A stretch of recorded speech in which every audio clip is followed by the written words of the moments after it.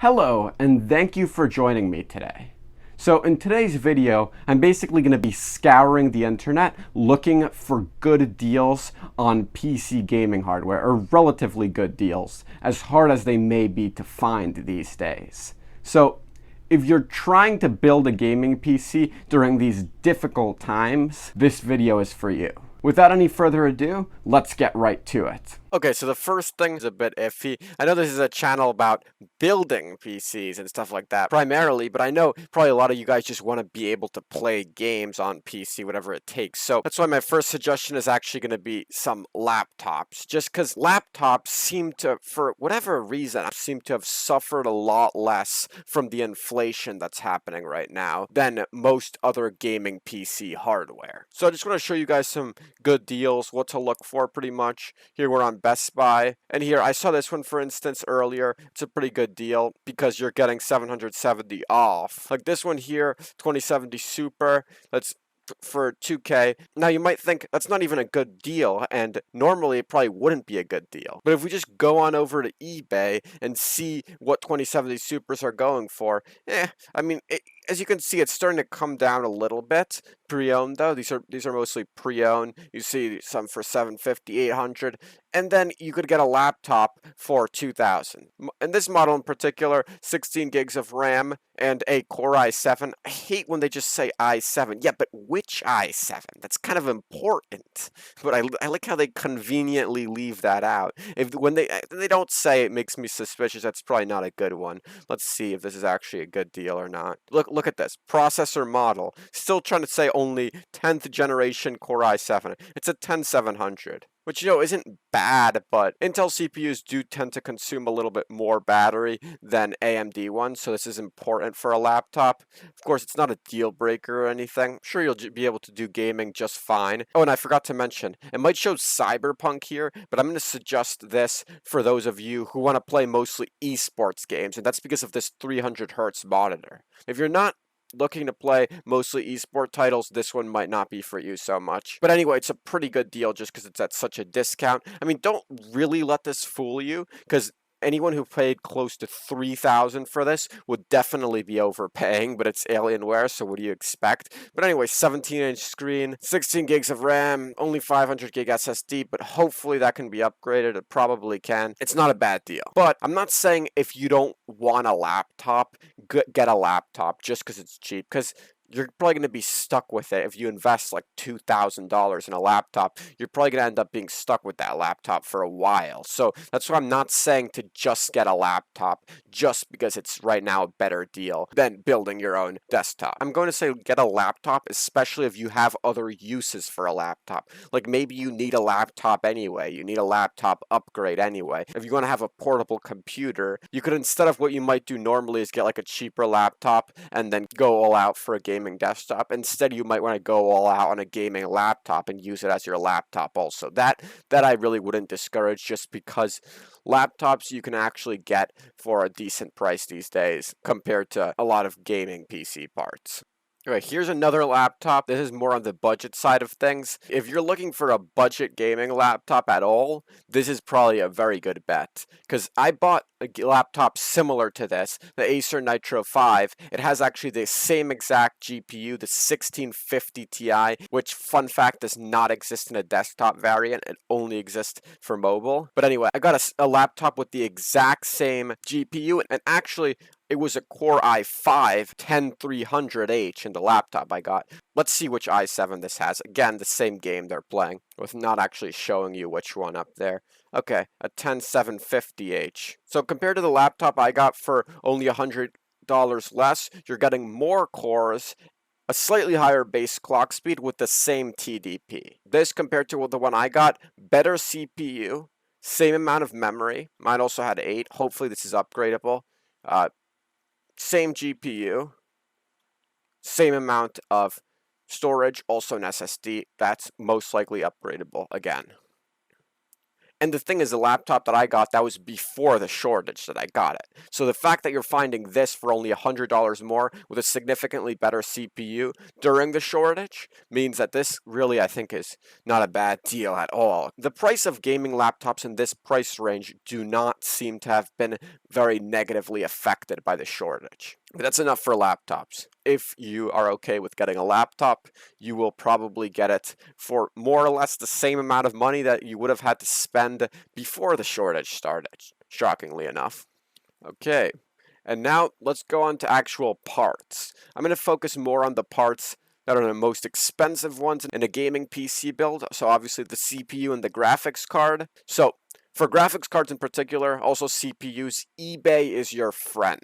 I mean, you really only have two options if you don't want to overpay by a ton. So the first option is to basically try to snipe a graphics card or something. So I'm talking trying to go to like one of these listings or something like that, one of the sites that's not scalping graphics cards. Try to stay away from Amazon or Walmart. I know both of those are guilty of some scalping of graphics cards at least every now and then. There's plenty of utilities you could use. For example, I have this app on my phone called Hot Stock, which you can sign up for whichever products you're interested in, and they'll give you a notification as soon as they go in stock. So I'm telling you, you could try your luck with that, but it won't be easy. You'll have to be quick and try to snipe something like this. Like, here's a 3080 at MSRP, whatever it is you want. Obviously, like any card basically at MSRP that you want that's just in stock, but it's going to be out of stock in no time, so you could just snipe it. That's one way to go about it. Wow. 3080 Ti going for over double the price of a 3080. I wonder why they're scalping 3080 Ti's and not 3080s. Honestly, I didn't know Best Buy was scalping anything. Just I thought they were actually not scalping, unlike the other retailers. But guess they're scalping stuff too. Of course they are. These damn retailers just can't stand but to take advantage of the consumer because of this. Thought that Best Buy was actually doing things a little bit better for all its flaws, but no, they're scalping too, it seems. Anyway, the second option is the one I mostly wanted to focus on, which is eBay. But of course, you have to be okay with buying used. Which really, guys, I mean, I get some people don't like to buy used, especially when it comes to CPUs, but I think especially for graphics cards, look, there's the eBay money back guarantee. It might be a little bit scratched up, but honestly, it's doubtful that it will be, because, I mean, why would it be scratched up if it was just sitting in someone's PC case? But hey, I get it, it happens. There's definitely some that are going to be in certainly not pristine condition, but if you can be okay with a used graphics card, you're going to be able to likely save yourself a lot of money. But here's kind of the problem that I feel like a lot of people do, and this is what I used to do often myself. You want to buy something, right? You're saying, oh, okay, I'm going to go and I'm going to buy this today. So here's what you do. You go and press buy it now. Only buy it now. And yes, that's what I used to do. That's typically what you want to do when you go on eBay and you want to buy something right away. But this is not one of those circumstances. I mean, yeah, you might want to buy it right away. Who doesn't want, like, whatever right away? But if you want to save yourself money, then patience is your friend. We're not going to go to buy it now. We're going to hit that auction button and only go for auctions, because auctions are where you're likely to get a much better deal. And I'll tell you that from experience. Take, for instance, this 1050 Ti. You know how much I paid for this 1050 Ti? You'd probably think somewhere in the neighborhood between $200 and $300. See what they're going for on Newegg. How much I paid for mine? $165. So the reason is because a lot of people, when they put the listing on eBay, they put, and this is how you attract buyers, they put a price a lot lower than what they're hoping to get for it. But some products are just not as popular as others, so even though the price that it's going for in the auction is good, not that many people actually want to sit through auctions. So the classic example is maybe they're selling a graphics card, but they're selling a version that is not very popular, like maybe something from Palette or something like that. One of the cards that people don't that often want. They want Asus, they might want Gigabyte, they want MSI, but not so much Palette, not so much some of the others. But you can use that to your advantage, because these cards can typically still game just as well, albeit with slightly worse cooling than other versions of the card, but you can snag yourself a good deal. For instance, let's go ahead and see 1050 Ti auctions. 132, look at that. I know there's 3 days left. No, I'm not going to lie to you. That's probably going to go up considerably. $115 shipping. Look at that. And I mean, I think these are popular versions. Yeah, it's a gigabyte version of the card. Yeah, I mean, this is a single fan card. Yeah, okay, that explains kind of why. Single fan cards are always going to go for significantly less. But look at this. This is all I'm trying to illustrate here is that starting prices are shockingly low. Look at this. Okay, this one in particular, nice dual fan design. I really like the look of this 1050 Ti. I don't know about you guys, but it's like probably one of the nicest 1050 Ti's I've ever seen. And here's where you can really take advantage of stuff. Like, what you want to do also, you guys probably know this, is save it to your watch list, and then maybe this will rise. Maybe it won't be 80 anymore. I mean, it definitely won't be 80 anymore. But it might be like, it might go up to like 150. But at 150, this is still a killer deal when you go over here and see what they're going for on here. So you just, I mean, it's just like a no-brainer. Auctions are the way to go. Auctions will save you some money. I'm not going to guarantee, just because of how bad the shortage is, it's very likely that you'll still be paying, at least for the newer cards, the RTX 30 series. I mean, you're almost certainly going to be paying well over MSRP even used. But that's the nature of the market now. And that's why I said, if you don't want to get fleeced, you might want to get a laptop, just something to consider. But what I'm trying to help you guys do here is not get super fleeced. You might, I mean, you're probably going to overpay, but it's hard not to in these times of shortage. But there's a difference between overpaying and getting absolutely, totally fleeced. So yeah, auctions. And of course, with auctions, you always want to make sure to add it to your watch list, but don't bid. That's what I do. Add it to your watch list. Don't bid. Wait until the last second. Because if you bid, especially early on, you're likely to end up driving the price up yourself. If I saw this, 0 bids, 5 days left, I'd wait. This is what I did this is how I got my 1050 Ti that I just showed you, actually. I waited, I put it in my watch list, and I literally waited until there was like 30 seconds left, and then I bid. Luckily, I mean, maybe if I had been bidding more before, the guy who was first before would have been actually watching that listing, but he wasn't, so I just bid 30 seconds before, and boom, the card was mine. But I was also ready, just in case he bidded back, to just bid again. So, like, that's why last minute bids are much better than early bids, because you're unlikely to drive the price up on yourself if you bid later. Let's see what prices AMD CPUs are going for, like something like a 2700X. First of all, let's see what it's going for. Buy it now. Okay. I paid 200 new for mine about a year ago, before the shortage though, right before the shortage.